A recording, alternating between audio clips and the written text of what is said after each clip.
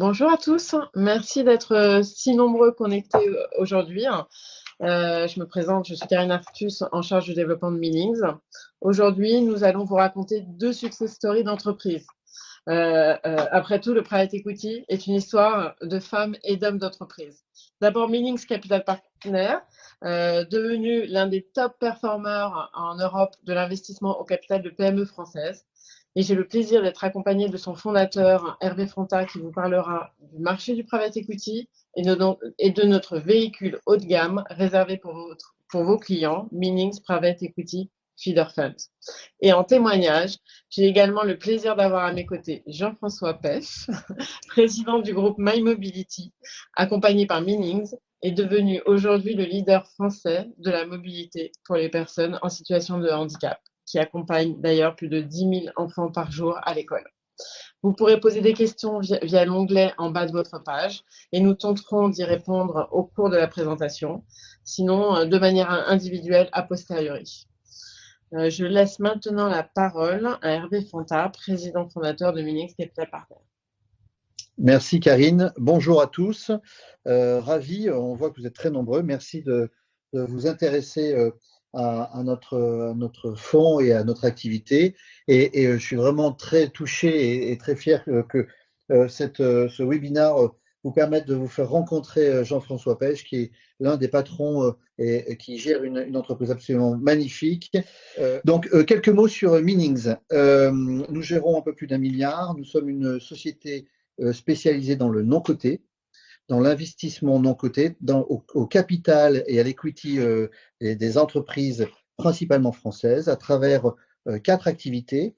Une spécialisée dans l'accompagnement des sociétés très performantes, de sociétés dit mid-cap, qui est notre flagship, dans lequel qui a accompagné longtemps Jean-François et My Mobility, on y reviendra. Une société qui s'appelle, un fonds qui s'appelle Growth, qui fait du small et qui investit sur des tickets un peu plus petits. On a également une activité infrastructure et une activité real estate. Nous sommes une équipe indépendante avec 47 collaborateurs, une longue expérience puisqu'on intervient tous individuellement sur le marché depuis près de 25 ans, même si on a réuni les talents depuis une petite dizaine d'années.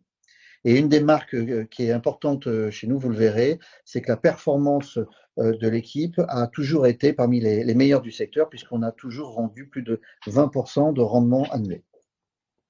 Peut-être un petit mot, si on change de slide, peut-être un petit mot sur la classe d'actifs. Vous le savez tous, c'est une classe d'actifs qui aujourd'hui a une attraction importante. Peut-être on peut la repositionner par rapport à d'autres classes d'actifs qu'on peut trouver sur le marché. Lorsque vous regardez par rapport au PIB, par rapport aux sociétés cotées SBF 120, par rapport à la dette privée, par rapport aux fonds immobiliers, le capital transmission, le LBO, plutôt majoritaire, avec une action majoritaire et des sociétés d'investissement qui sont actifs et qui interviennent et qui accompagnent les sociétés, sur les 10 dernières années ont rendu à peu près 16%, ce qui est à peu près aussi le cas, 15,8%, et ce qui est à peu près le cas aussi sur les 5 dernières années. Dans les deux cas, on vous a positionné la performance de notre équipe, qui sur les 10 dernières années a rendu plus de 20%, comme je l'ai déjà dit, et sur les 5 dernières années a rendu plus de 27% de rendement annuel.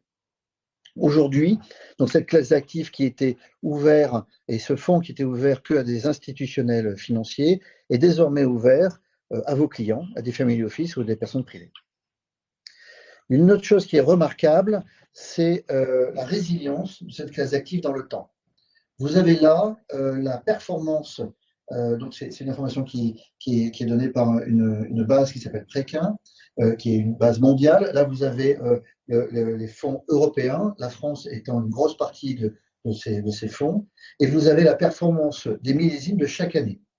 Donc vous voyez, depuis 20 ans, la première chose qu'on peut constater, c'est que la performance sur les 10 premières années entre 2000 et 2010 a été de l'ordre de 13% en moyenne, et sur 2010-2020, de l'ordre de 17% de rendement annuel. On parle toujours d'un rendement net annuel pour les souscripteurs.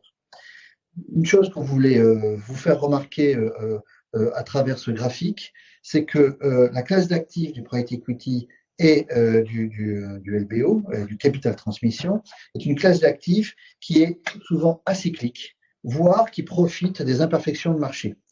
à savoir que lorsque on a mis là de manière surlignée les quelques crises que nous avons traversées ces 20 dernières années, et vous constatez que la performance de ces millésimes a toujours été très bonne parce que ça a permis de rentrer sur le marché, d'acheter des actifs à un prix peut-être décoté ou dans des meilleures conditions ou profiter d'un marché qui était un peu perturbé. Et ça, c'est une des caractéristiques de notre marché. Il vient, et de notre classe d'actifs, elle vient bénéficier d'imperfections de marché ou de vendeurs qui ont un moment besoin de vendre dans des conditions différentes. Et donc, vous voyez, dans la crise 2002-2003, qui était la crise de tout ce qui était les dot-com et autres, la performance du private equity était toujours de 18-16%. Dans la crise des subprimes en 2008-2009, 2009, les millésimes 2009 étaient de l'ordre de 20%. Dans le double dip qu'on a eu en 2011, on restait sur des performances alors de 17% et de 28% totalement exceptionnelles. Et les millésimes du Covid en 2020 ont été aussi exceptionnels. Dans le même temps, je vous rappelle que notre équipe a rendu, elle, 27% de rendement annuel.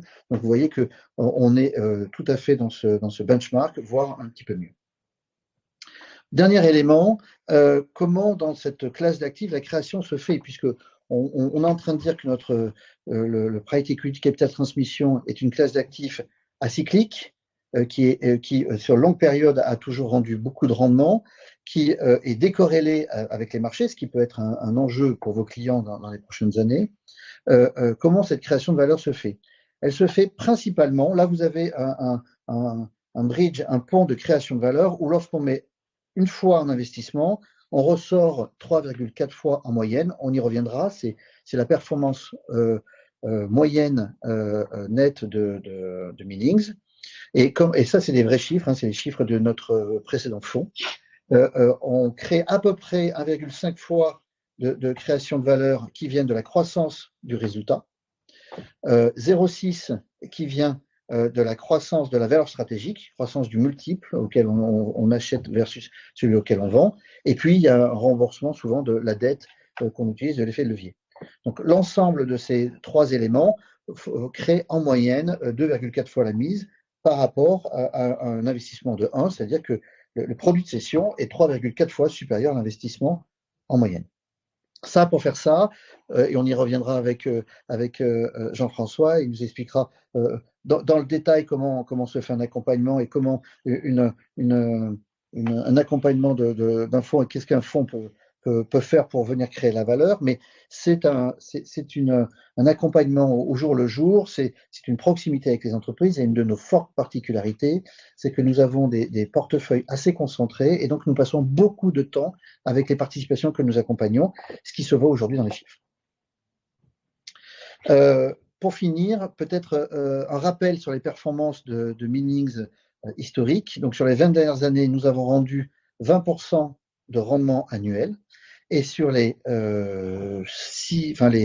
2016, donc sur les 8 dernières années, 7-8 dernières années, nous avons rendu 45% de rendement sur les participations sur nos investissements en réalisant en moyenne 4,3 fois la mise. Donc vous voyez qu'on est sur des performances assez exceptionnelles qui pourraient faire peur. C'est pas ce qu'on vend aujourd'hui. Aujourd'hui, on a été dans des conditions de marché très très bénéfiques sur ces dernières années.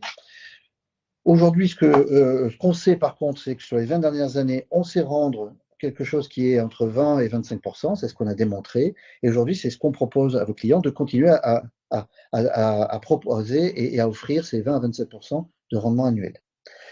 Voilà. Peut-être quelques mots sur la stratégie. Donc là, on vous a parlé de la performance qu'on avait. Quelle est la stratégie d'investissement et comment on arrive à faire ça? La première chose, c'est qu'on n'investit que dans des sociétés qui peuvent avoir un niveau de transformation très fort, qui peuvent doubler ou tripler leur taille. Donc on ne s'intéresse jamais à des sociétés qui ont simplement un rendement ou qui peuvent offrir un rendement. Donc on est une classe d'actifs qui est assez décalée avec des classes d'actifs obligataires que vous pouvez connaître aujourd'hui et qui ont un vrai succès aujourd'hui sur le marché. Donc, et ça, pour faire ça, on regarde des secteurs d'activité qui sont aujourd'hui porteurs. Donc, on vous en cite 4 là, c'est la santé, les services aux entreprises, la digitalisation, donc on parle de cybersécurité, on parle de big data, on parle d'IA, ou certaines industries qui sont à la pointe et qui sont très innovantes en créant beaucoup de valeur. Ces secteurs, ces mégatrends, systématiquement connaissent des croissances de 5 à 10%, et on choisit les secteurs systématiquement qui sont là-dessus, c'est très important. On intervient principalement, on va dire pratiquement uniquement en tant qu'actionnaire majoritaire pour pouvoir avoir une action forte sur les entreprises, ou en tant que minoritaire de référence, mais avec une capacité à discuter avec les équipes de management forte, c'est ça qui est important. La taille du fonds maître, puisque là aujourd'hui on parle d'un feeder qui viendra investir directement dans ce fonds maître, aux côtés d'investisseurs institutionnels, Karine y reviendra en conclusion, la taille donc, du fonds sera de 250 millions. Une grande partie est déjà levée, près de 80%, Karine y reviendra. Donc on a un fort succès auprès de nos souscripteurs historiques qui ont réinvesti massivement dans ce fonds. Et on s'intéresse, alors c'est là-dessus que je vais passer un peu de temps, on s'intéresse à des sociétés donc françaises dont la valeur est entre 30 et 100 millions. Ça veut dire des sociétés qui ont un résultat avant impôt entre 3 et 10 millions d'EBITDA.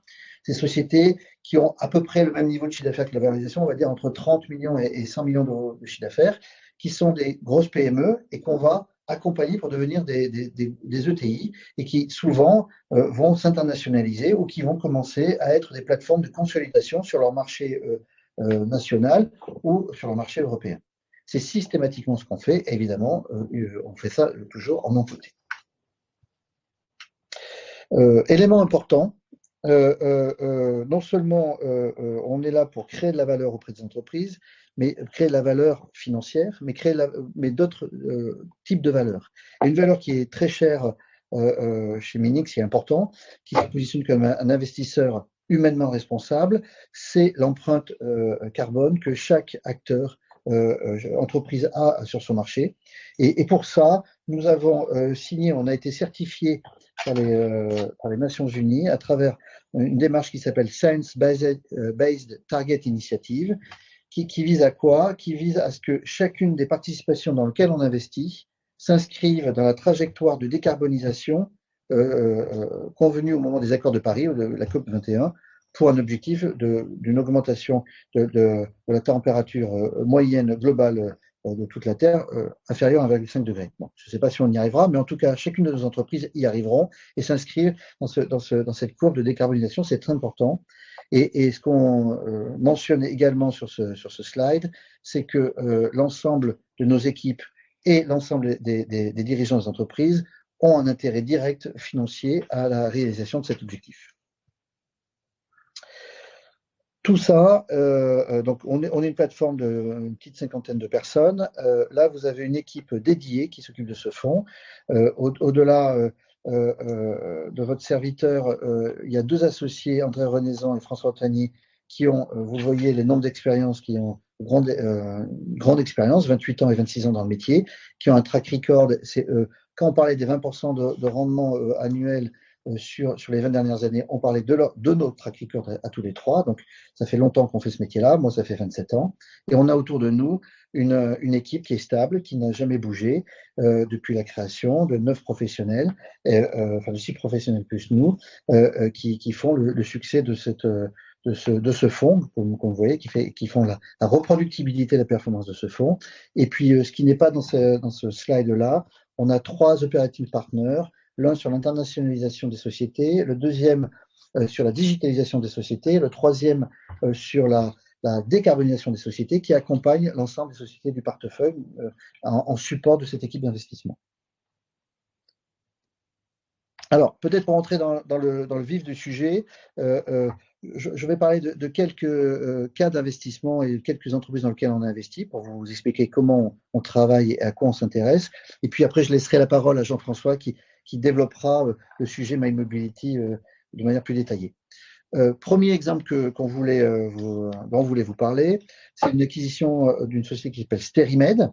Sterimed était spécialisé vous voyez la photo, c'est dans tout ce qui est packaging pour rendre stérile tous les dispositifs médicaux que vous retrouvez dans le bloc opératoire. Lorsque le chirurgien vient ouvrir cette espèce de blister, Stérimède, le métier de Stérimède, c'est de faire cette membrane que vous voyez blanche, et cette membrane blanche fait respirer le packaging pour qu'on puisse stériliser le produit sans ouvrir la boîte, et qu'au moment où on l'ouvre, le dispositif médical soit totalement stérile.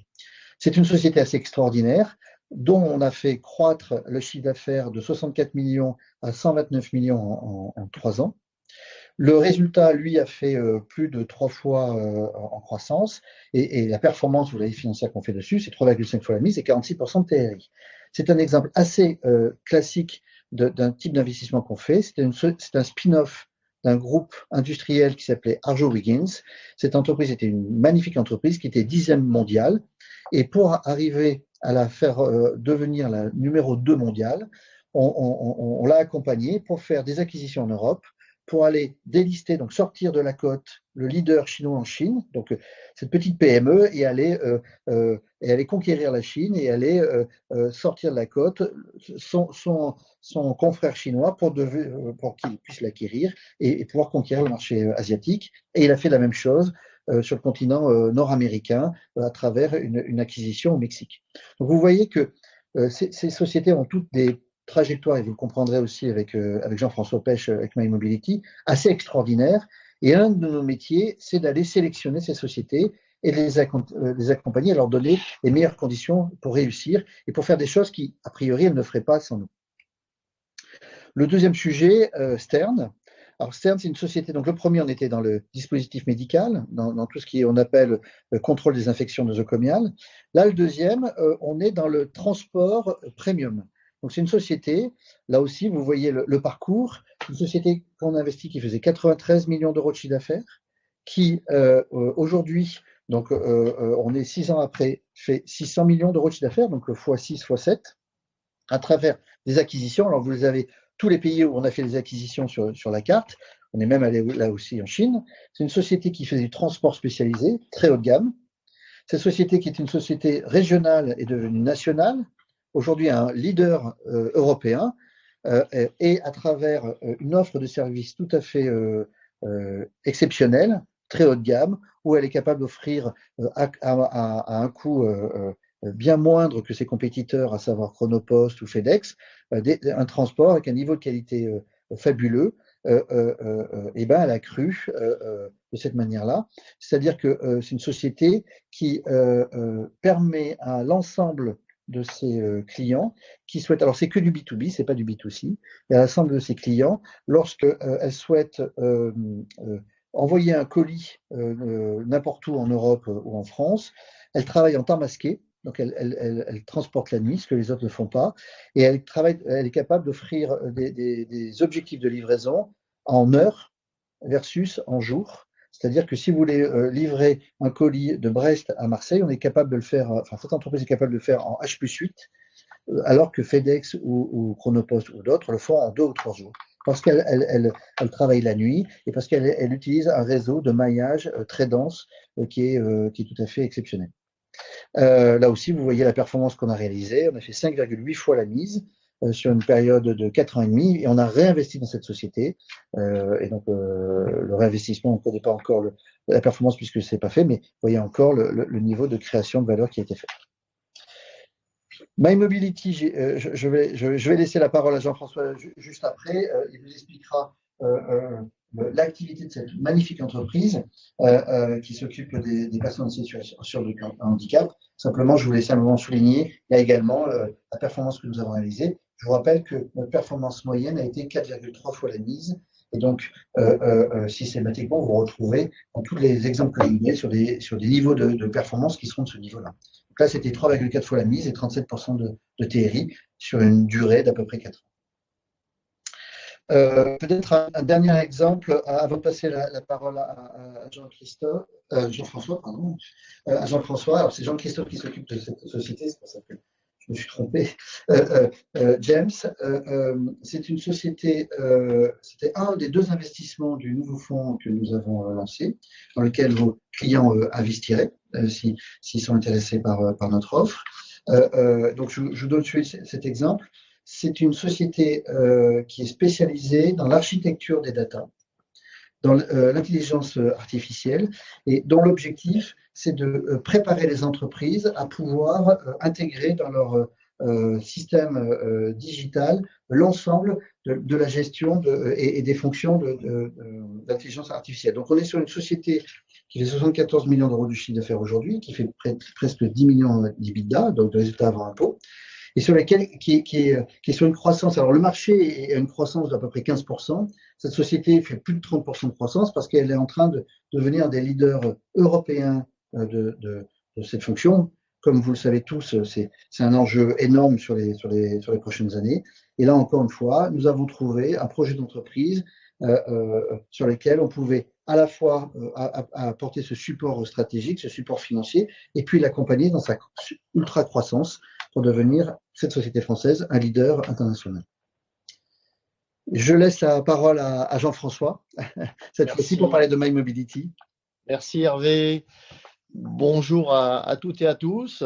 Donc Jean-François Pêche, PDG de My Mobility. Et comme cela a été dit, donc nous sommes le leader, et même plus que le leader, le référent français des services de mobilité à destination des personnes en situation de handicap. Et quand on parle des personnes, on parle surtout des enfants, des élèves que nous accompagnons tous les jours à l'école, et aussi de personnes âgées qui sont en situation de handicap ou en perte d'autonomie. Et comme Karine l'a dit, on accompagne tous les jours plus de 10 000 personnes avec 3 500 salariés, conducteurs, accompagnateurs, et un parc de 4 000 véhicules légers. Ce sont des véhicules classiques pour certains qui peuvent accueillir des fauteuils roulants, mais le handicap n'est pas que le handicap physique. Et donc, nous permettons à des enfants qui ne disposent pas de l'autonomie suffisante pour se rendre à l'école, pour prendre les transports en commun ou être accompagnés par leurs parents qui sont touchés par une situation compliquée à gérer. On permet à ces enfants de suivre une scolarité et une éducation normale dans ce qu'on appelle aujourd'hui l'école inclusive, dans les écoles de quartier, avec des classes spécialisées que vous connaissez peut-être, qui s'appellent des ULIS ou des CLIS, et qui accueillent donc des enfants qui ont un handicap plus ou moins lourd. Voilà. Et en fait, notre activité est récente puisqu'elle a été, la société a été créée il y a 25 ans. Elle a connu un essor, notamment avec la loi Chirac en 2005 sur l'égalité des chances. Et on a eu la chance, effectivement, de rencontrer, d'abord, c'est une histoire d'homme, j'ai eu la chance de rencontrer Hervé et ses équipes. Et voilà, en ce qui me concerne, j'ai effectué ma carrière dans les services. J'ai débuté chez Hertz dans la location de voitures, et ensuite chez Bellambra dans les clubs de vacances. Mais je considère qu'aujourd'hui, notre groupe n'est pas une société de transport, on est avant tout une société de services. On a la chance de diriger nos affaires en ayant du sens, en ayant un fort impact, une mission sociétale, une mission d'intérêt général ou de service public, puisque la plupart de nos clients, je parle des clients payeurs et non pas des bénéficiaires qui sont les enfants, mais nos clients payeurs sont des collectivités, principalement des départements. Et voilà, pour nous, c'est une fierté d'être au service des collectivités, de la mobilité, du handicap, de l'école inclusive. Et je suis vraiment heureux du sens que nous donnons à nos actions et au développement de nos affaires aux côtés de nos partenaires financiers, en l'occurrence Meanings, pendant 4 ans. Et puis, je dis souvent qu'on ne fait pas ce métier par hasard, parce que je suis un peu concerné par le sujet. J'ai mon frère qui est en fauteuil roulant, et quand j'ai pris les responsabilités, les commandes du groupe il y a 9 ans, je me suis dit il n'y avait pas de hasard et que c'était un destin. On ne fait pas ce métier par hasard. Et tous nos collaborateurs, que ce soit nos personnels d'exploitation, ou du siège social ou nos conducteurs sont tous, si ce n'est concernés, au moins sensibilisés au handicap et à la mission qu'ils réalisent chaque jour. Peut-être pour parler de nos collaborateurs, parce que je crois que c'est important, c'est eux qui sont les premiers en contact avec les enfants. On a une mission sociétale à double titre en fait. Bien sûr auprès des personnes que nous accompagnons, mais aussi avec nos salariés qui, pour 70% d'entre eux, ont plus de 55 ans. Donc, c'est de notre part volontaire que de sélectionner des personnes plutôt à la retraite ou des mères de famille dont les enfants ont grandi et qui veulent retrouver une activité à temps partiel, hein, puisqu'on leur confie un véhicule qu'ils conservent chez eux et ils récupèrent 2 ou 3 élèves, ils les emmènent à l'école et ils les ramènent chez eux le soir. Donc, ils travaillent 1 heure ou 2 le matin, 1 heure ou 2 l'après-midi. Ça leur donne du sens, le sentiment de se sentir utile, ça leur donne un complément de revenu. Et nous, on boucle la boucle parce que ces salariés, ce sont principalement des seniors. Certains d'entre eux, 9%, sont porteurs eux-mêmes d'un handicap. Et il y a ce lien intergénérationnel qui se crée et qui fait aussi partie de notre belle histoire, au-delà de la performance que Meanings nous a aidé à améliorer, puisque c'était aussi l'intérêt d'être adossé à un fonds actif et, comme l'a dit Hervé, à une équipe qui peut casser un peu la solitude du dirigeant, notamment quand on doit surmonter des épreuves, et ça a été notre cas, comme la crise sanitaire en 2019. 1 an après que Meaning soit rentré, patatras, tout s'effondre.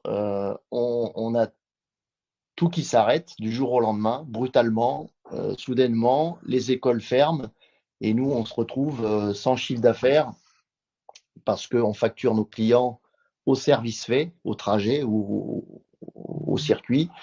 Et voilà, donc on a la chance d'être conseillé, d'être accompagné, et on met en place un dispositif pour franchir cette épreuve ensemble et la surmonter en allant solliciter bien sûr les dispositifs de chômage partiel, mais pas que, aussi la solidarité que Bruno Le Maire à l'époque avait appelé au niveau des grands donneurs d'ordre. Et donc, on ressort plus fort aujourd'hui. On a bien sûr fait un gros chemin dans tout ce qui est professionnalisation du métier, enfin, chez nous, mais aussi du métier d'une manière générale, parce que j'ai pris la présidence du syndicat patronal au sein de notre branche professionnelle. On engage des réformes au niveau de la convention collective. Voilà, je parlais aussi de la crise sanitaire. C'est une période qui, paradoxalement, nous a permis d'accélérer toute notre transformation digitale, la numérisation, l'écriture de nos processus, la digitalisation. Et aujourd'hui, il n'y a plus de papier chez nous, il n'y a plus d'armoire, et on est devenu une entreprise moderne et exemplaire en la matière, parce qu'on a quand même un petit impact environnemental aussi qu'il faut soigner.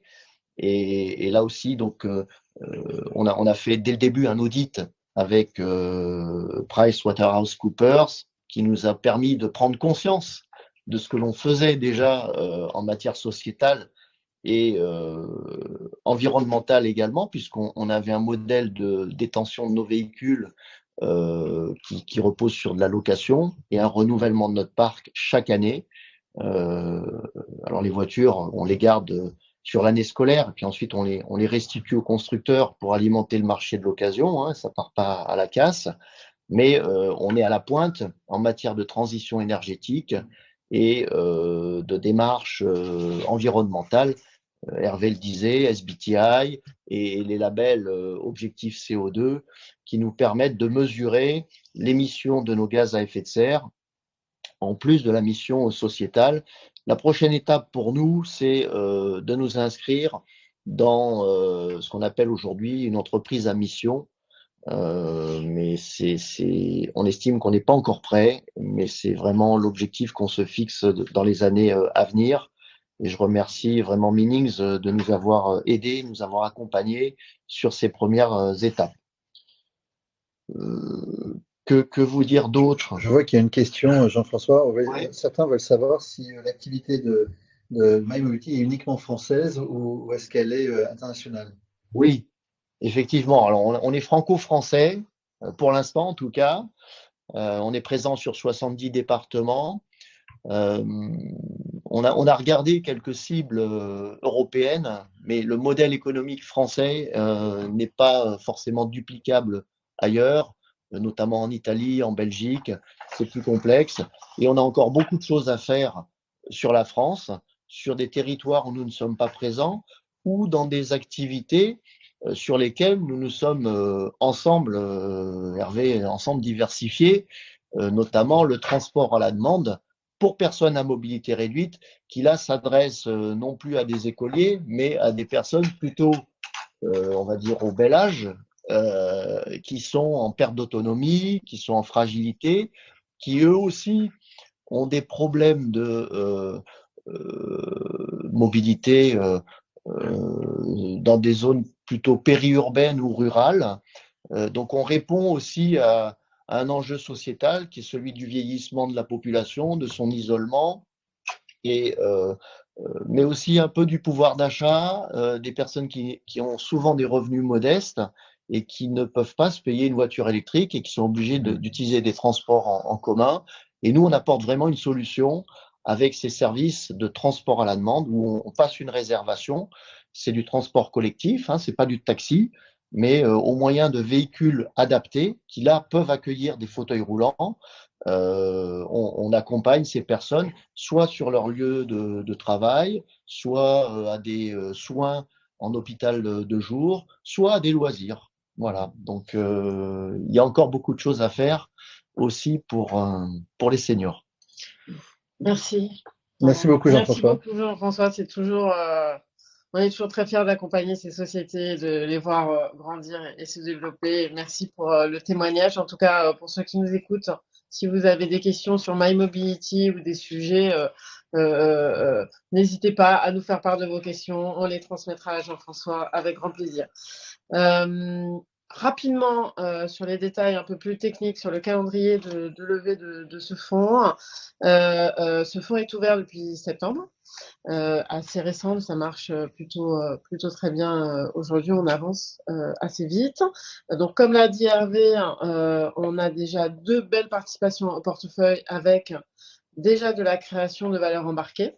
Donc ça, c'est vraiment intéressant. En général, quand vous investissez dans un fonds de private equity, il n'y a pas encore d'investissement. Et là, on a déjà 2 investissements, donc une mise au travail d'à peu près 30%. Et c'est ce que vous voyez dans ce slide. Le premier appel de fonds aura lieu mi-décembre avec 30% d'engagement, hein, qui correspond aux 2 investissements déjà dans le fonds. Donc, n'hésitez pas. Le timing est plutôt court, mais en tout cas, on a l'équipe pour vous répondre si vous avez des questions et accélérer la commercialisation du produit. Le premier appel de fonds, donc mi-décembre, et puis les appels suivants au rythme de 10 à 15% par an. Voilà. Ce qui est classique dans ces fonds de private equity. La période de souscription est de 6 mois. Mais peut-être fermé plus tôt si on atteint la taille voulue.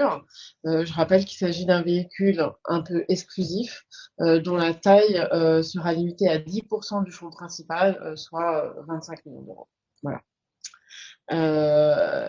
En conclusion, pardon. Kai, il y a une question. La question est de savoir si le feeder et donc ce qui est proposé aux privés, aux family office, investissent aux côtés d'institutionnels.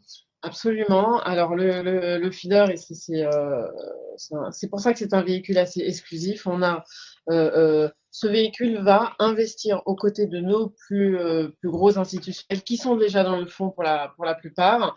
Donc c'est des institutionnels français, européens qui ont mis des tickets d'investissement entre 10 millions, 20 millions, 30 millions d'euros qui se sont engagés sur ce fonds.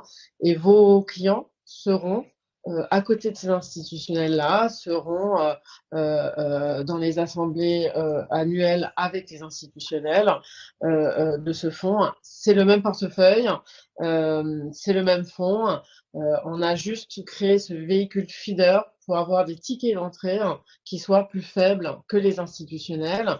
Les institutionnels rentrent dans le fonds sur des tickets en moyenne de 10 millions d'euros. Et là, on vous propose un véhicule à côté dans lequel vos clients vont pouvoir investir à partir de 250 000 euros. Voilà. Et autre question, pour répondre, oui, un tunnel de souscription a été développé, donc un outil digitalisé de souscription pour évidemment faciliter et un outil qui a priori fait partie des outils les plus ergonomiques. Donc les premiers qui ont testé ça nous en disent beaucoup de bien. Donc oui, vous avez un outil de digitalisation pour vous accompagner dans les souscriptions de vos clients.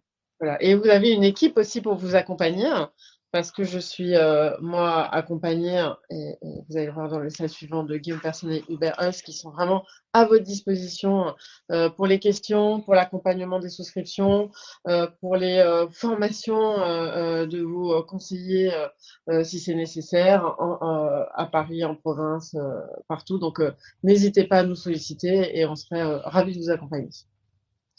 En conclusion, en tout cas, merci à Jean-François, merci à Hervé. Tous les participants aujourd'hui recevront la documentation du fonds et l'équipe Meanings sera à votre disposition de manière individuelle si vous voulez des détails, les conditions du fonds et une formation sur l'outil de souscription en ligne. Voilà. Je ne sais pas s'il y a d'autres questions. Non, s'il n'y a pas d'autres questions, il est temps de vous remercier tous pour votre écoute. Merci, on vous souhaite tous une bonne journée. Merci à tous. Merci. Au revoir.